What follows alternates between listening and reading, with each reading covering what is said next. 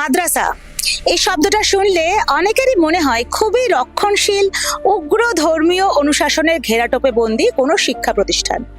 অথচ এই পশ্চিমবঙ্গে এমন দুটি মাদ্রাসা রয়েছে যেখানে মুসলিমদের তুলনায় অমুসলিম ছাত্রছাত্রীর সংখ্যাই বেশি। মুসলিমরাই সেই মাদ্রাসার ভিতরে কিন্তু সংখ্যালঘু, অন্য ধর্মের ছেলেমেয়েরা সংখ্যাগুরু। শুনতে অবাক লাগছে না যে কিভাবে মাদ্রাসাতে পড়তে পাঠাচ্ছেন অমুসলিম অভিভাবকরাও?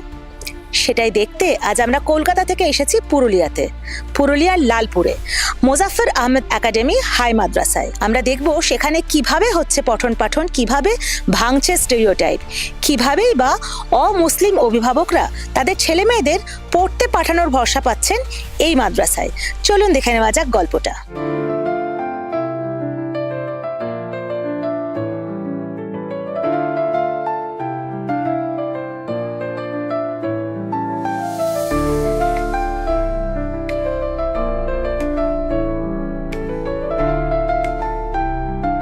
মাদ্রাসা নিয়ে সমাজের যে স্টেরিওটাইপ তা তো নতুন নয়, কিন্তু মোজাফফর আহমেদ একাডেমি হাই মাদ্রাসার ক্যাম্পাসের ভেতরে ঢুকলেই সে কথা যেন ভুলে যেতে হচ্ছে।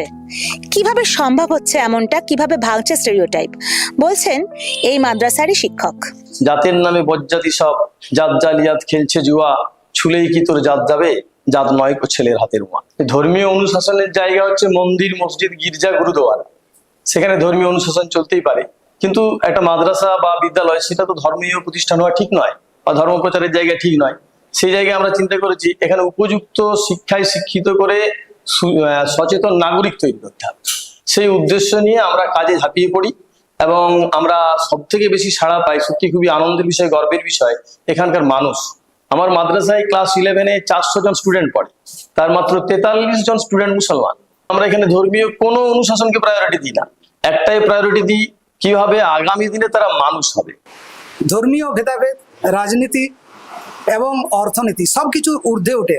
আমরা সবাই শিক্ষক, আমাদের একটাই পরিচয় এবং আমাদের বাকি সব পরিচয় ক্যাম্পাসের বাইরে। ক্যাম্পাসে ঢুকে গেলে আমরা এক এবং অভিন্ন। এই একতায়, এই ইউনিটি আমাদের মূল শক্তি। গাছপালায় ঘেরা শান্তির আবহে ক্লাসরুমের মধ্যে চলছে অঙ্ক, বিজ্ঞান, সাহিত্যের পাঠ। এখানে শিক্ষকরা মন থেকে চান ধর্ম বা জাতির সব রকম ভেদাভেদ ঘুচিয়ে সত্যিকারের মানুষ হয়ে উঠুক ছেলেমেয়েরা, হয়ে উঠুক সমাজ গড়ার কারিগর।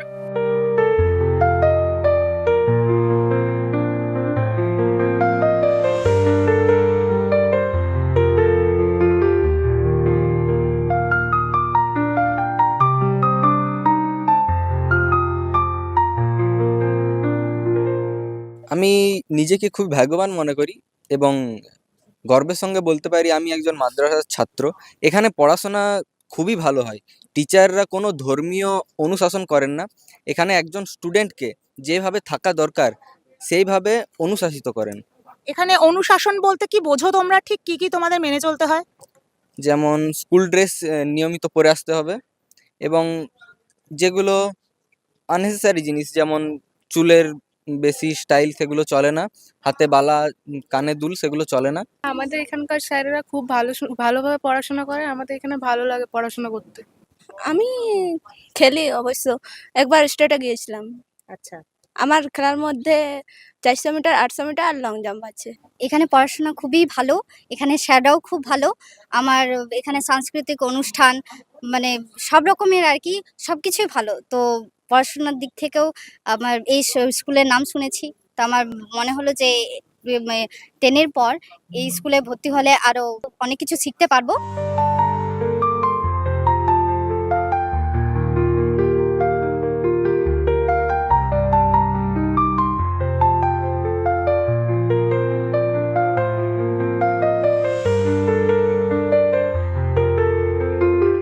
এই যে আর 5টা মাদ্রাসার থেকে আলাদা হয়ে উঠলো এই মাদ্রাসা, এই যে এত অমুসলিম ছেলেমেয়েরা এত আনন্দ করে এখানে পড়াশোনা করছে, এত শান্তিতে পড়াশোনা করছে, এমনটা ঠিক কিভাবে সম্ভব হলো?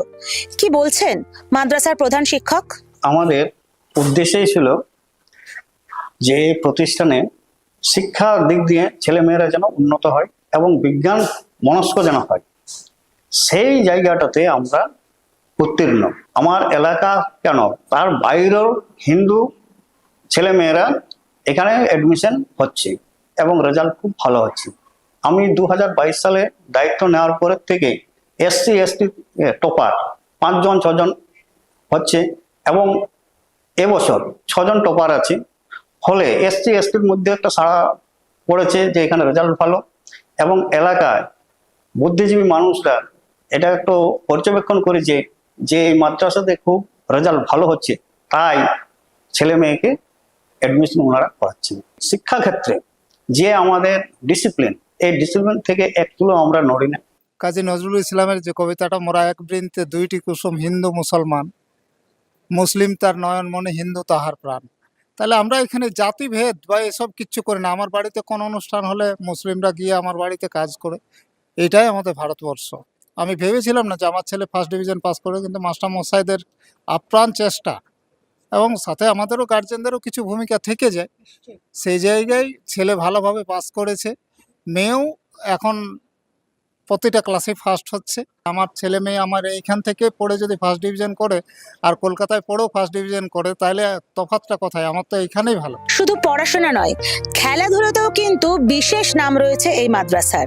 কিরকম জেনে নেওয়া যাক। এই হুড়া ব্লকে আপনার 25টি হাই স্কুলের মধ্যে 24টি হাই স্কুল একমাত্র মাদ্রাসা, যে মাদ্রাসাতে পড়াশোনার পাশাপাশি আমরা ছেলেদের নৈতিক চরিত্র গঠন করে থাকি। সেই সঙ্গে সঙ্গে খেলাধুলার মানও আমাদের উন্নয়নের পথে এগিয়ে যাচ্ছে। 2013 সালে আমরা রাজ্য স্তরের খেলাতে ফুটবল চ্যাম্পিয়ন হয়েছিলাম। 2014 সালে রাজ্য স্তরের খেলাতে আমাদের এই মাদ্রাসা রাজ্য স্তরে গিয়ে রানার্স হয়েছিল এবং বিগত 2024-25 অর্থবর্ষে পঞ্চদশ পুরুলিয়া জেলা বার্ষিক মাদ্রাসা ক্রীড়া প্রতিযোগিতা 2024-25 আমাদের মাদ্রাসা থেকে মোট 28 জন প্রথম স্থান অধিকার করেছিল। আর 5টা অন্য মাদ্রাসার সঙ্গে এই মাদ্রাসার অনেক তফাৎ। বিশেষ তফাৎ এর সাংস্কৃতিক কর্মকাণ্ডে। ঠিক কেমনটা? আমি যখন অন্য মাদ্রাসায় পড়িয়েছিলাম, সেখানে কি দেখা গেছে যে মাদ্রাসা তুমি মিউজিক চালাতে পারবে না, মিউজিক ব্যান্ড, তুমি তবলাটুকু বাজাতে পারবে না। হুড়া থানা এমএ একাডেমিতে জয়েন করার পরে প্রথম দেখলাম আইগিরি নন্দিনী হোক বা দেবাশ্রী গণেশা হোক, সেই গানগুলো যথাভাবে প্লে হচ্ছে, স্টুডেন্টরা পারফর্ম করছে। তাতে হিন্দু টিচাররা তো অবশ্যই রয়েছে, আমাদের যে মুসলিম ধর্মাবলম্বী যে মাস্টারমশাইরা রয়েছে, তারা আমাদের মতিবুর রহমান দালাল হোক বা সাবিনা খাতুন হোক, উনি অবশ্য ট্রান্সফার নিয়ে চলে গেছেন, এরা সেটাকে যেভাবে এনজয় করেছে সেটা না দেখলে বোঝা যাবে না। পুরুলিয়ার লালপুরে মোজাফফর আহমেদ একাডেমি হাই মাদ্রাসার মতোই বর্ধমানের ওরগ্রামে রয়েছে চতুষ্পল্লী হাই মাদ্রাসা। সেখানেও প্রায় একইভাবে প্রচুর সংখ্যক অমুসলিম ছাত্রছাত্রী পড়াশোনা করছে এবং খুবই ভালো ফল করছে। আমরা জেনে নেব সেই মাদ্রাসার কথাও। চলুন দেখে নিই।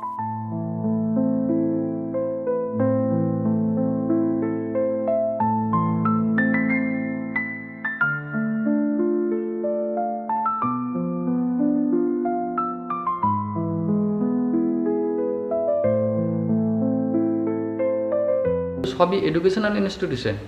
এখানে তো সবার জন্য শিক্ষা দেওয়া হয়, এখানে আধুনিক জ্ঞান বিজ্ঞানের শিক্ষা দেওয়া হয়, হাই মাদ্রাসা। তাহলে এখানে এই ধরনের চিন্তাভাবনা থাকা তো উচিত নয়।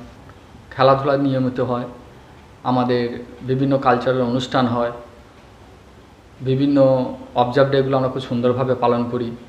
কন্যাশ্রী ক্লাব এবার আমাদের ভাদার ব্লকের মধ্যে বেস্ট হয়েছে, সেদিকেও আমাদের সুনাম আছে। স্মার্ট ক্লাসরুম 4টে আছে, সমস্ত ল্যাবগুলো উন্নত মানের, যেমন ফিজিক্স, কেমিস্ট্রি, জিওগ্রাফি, বায়োলজি, এগুলো খুবই উন্নত মানের। জিম আছে। আধুনিক জ্ঞান বিজ্ঞানের বিভিন্ন বিষয়ের সাথে সাথে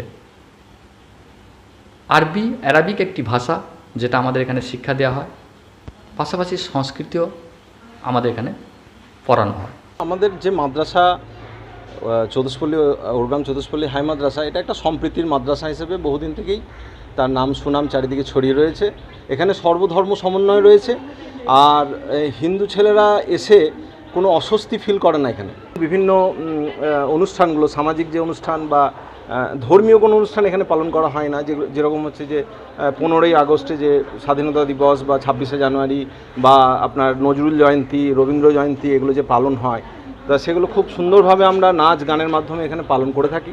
খেলাধুলাতেও আমরা অনেক এগিয়ে রয়েছি, বিভিন্ন রকম পুরস্কার পেয়েছি। আমরা টিচাররা ক্রিকেট এবং ভলি আমরা টিচাররা স্টুডেন্টদের সঙ্গে খেলি এবং বিভিন্ন আশেপাশের স্কুল থেকে আমরা কিন্তু ক্রিকেট ম্যাচ খেলতে যাই।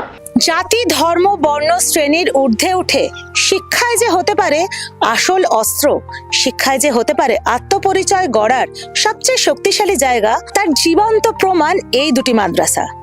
এই দুই জায়গায় সমস্ত ধর্মের ছেলেমেয়েরা সমানভাবে সুযোগ পাচ্ছে সবচেয়ে ভালো পড়াশোনাটা আহরণ করার, এবং বইয়ের পাতায় খাতায় কলমে এইভাবেই গড়ে উঠছে ভবিষ্যৎ। ক্যামেরায় অরিত্রর সঙ্গে তিয়াস, দ্য ওয়াল।